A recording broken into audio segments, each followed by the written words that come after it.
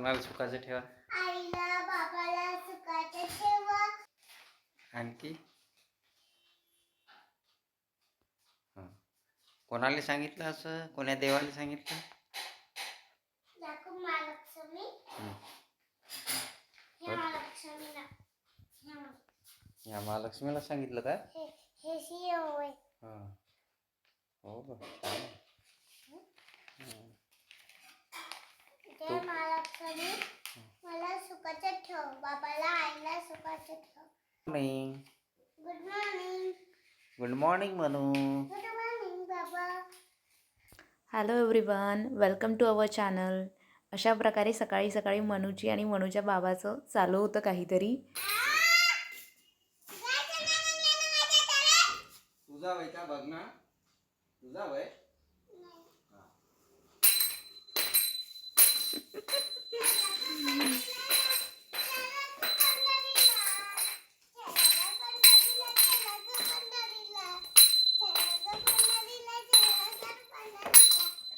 कशी ओरडत आहे म्हणू चिडून. तिच्या वस्तूला हात लावायचा नाही असंच तिचं म्हणणं असतं नेहमी. लेकरांचं हे किती छान असतं ना. आपण कोणाला काही म्हटलं की लगेच विसरून जातात आणि आपल्या खेळण्यात मस्त मग्न होऊन जातात. कोणाचंच टेन्शन नाही आणि काहीच नाही. असंच मोठ्या लोकांचं सुद्धा असतं तर किती छान झालं असतं ना.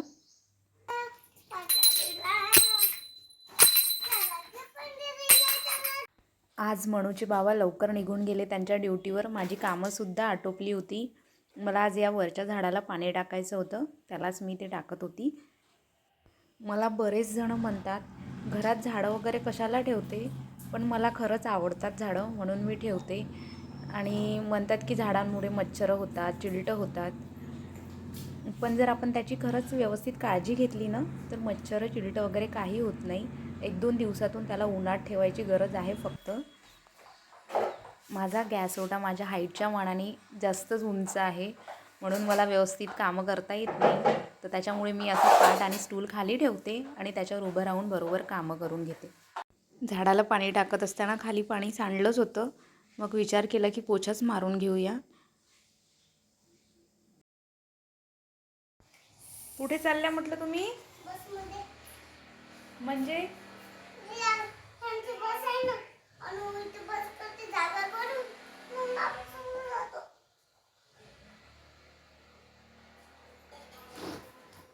इकडे काय? थोडं कुंकू लाव का? हळदी कुंकू. हळदी कुंकू लाव. तुम्हाला? लावतो ना. अशी म्हणू एकटीच खेळत असते. कधी काय मला ताई काय म्हणते, कधी काकू काय म्हणते, असं खेळणं तिचं चालू असते.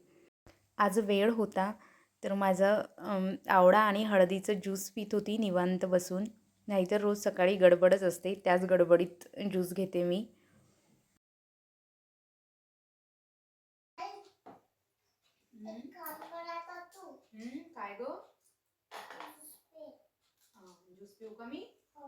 मग काय का? मग आपण म्हणजे अंगणवाडी. माझी नाक करता. माझी नाही जायचं. दाणे टाकते मी त्यात. म्हणजे साठी? हो. तू खाणार आहे का सगळे दाणे? हो. एक तू, एक मी. एक तुझे बाबा कुठे गेले ग? माझे बाबा ऑफिसला. आणि तू कुठे जाणार आहे आता? मी अंगणवाडी. अंगणवाडी. तुला आवडते अंगणवाडीत जायला? हा. हो का? तिथे जाऊन काय करते तू? अभ्यास. अभ्यास? कशाचा ग? माझा. कशाचा अभ्यास करते? माझा. हो तुझा. पण कशाचा म्हणजे काय वाचते तू तिथे जाऊन? पुस्तक. हो का? आणि तुझे बाबा कुठे गेले आज? ऑफिसला. हो ऑफिसला ग. इथे ठेव इथे ठेव. पण कोणत्या गावाला गेली तू? इथे कोणाकडे जात असते फिरायला? संचितावरी. संचित कोण आहे तुझा? मैत्रीण. मैत्रीण? मित्र. अच्छा मित्र आहे का तुझा? आणि श्री नाही का ग? श्री आहे. म्हणून तुझं नाव काय ग? मनोश्री. तुझ्या आईचं? पूजा. तुझ्या बाबाचं पप्पू तुझ्या मामाचं नाव काय आहे? वैभव मामा वैभव मामा काय देते का तुला घेऊन? चिप्स चिप्स देते. आणि सोनू कोण आहे तुझी? माशी अद्दू अद्दू कोण आहे? वाऊ तुझ्या दीदीचं नाव काय? अनुजा दीदी तुझी गावची दीदी लावण्या काय नाव आहे? सामना आणि तू दिवसभर काय करते मग? आईला त्रास देत असते का? नाही त्रास नाही देत आईला? नाही देत का ग? त्रास नसते देत आईला? अंगणवाडीत जाण्यासाठी मनूचा रोजचा हट्ट असतो. मग आम्ही अंगणवाडीत गेलो आणि तिथे जाऊन अशी मनूची सारखी मस्ती चालू असते. याच्यासाठी ती अंगणवाडीत जातो जातो म्हणत राहते. सायंकाळी आम्ही स्वामी समर्थाच्या मंदिरात गेलो होतो. चला मंदिरात. आम्ही तयारी करून चाललोय मंदिरात स्वामी समर्थांच्या. चला तुम्ही पण दाखवते तुम्हाला यवतमाळचं स्वामी समर्थांचं मंदिर. चलो. मी जास्त बाहेर जात नाही, कधी कधीच जाते. चला म्हटलं स्वतःला थोडं इम्पॉर्टन्स देऊया.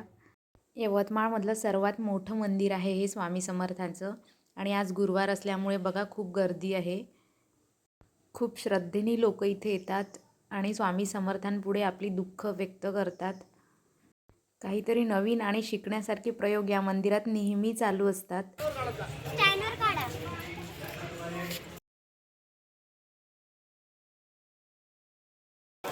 लावली रांगेत चला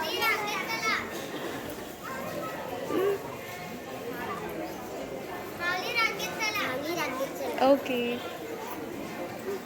लावली रांगेत चला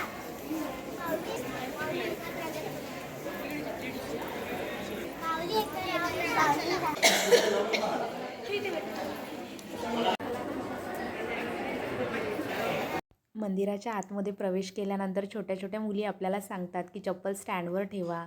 लगेच आतमध्ये गेल्यानंतर तीच मुलं आपल्याला म्हणतात की एका लाईनमध्ये चला. त्याचबरोबर कोणाला माळ जपायची असेल किंवा पोथी वाचायची असेल तर त्याचीसुद्धा व्यवस्था केलेली आहे.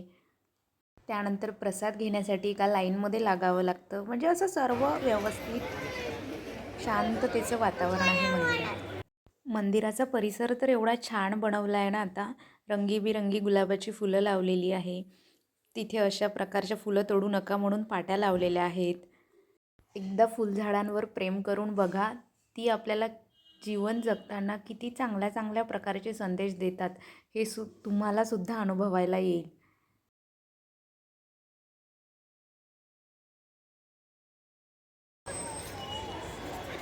जा. हळू हळू.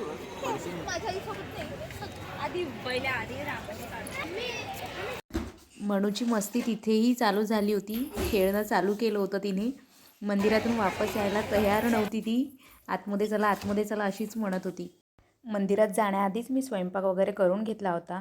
तिकडून आल्यानंतर छान जेवण केलं आणि नंतर मग मी हे फ्रीजमध्ये भाज्या ठेवायचे डबे बोलावले होते.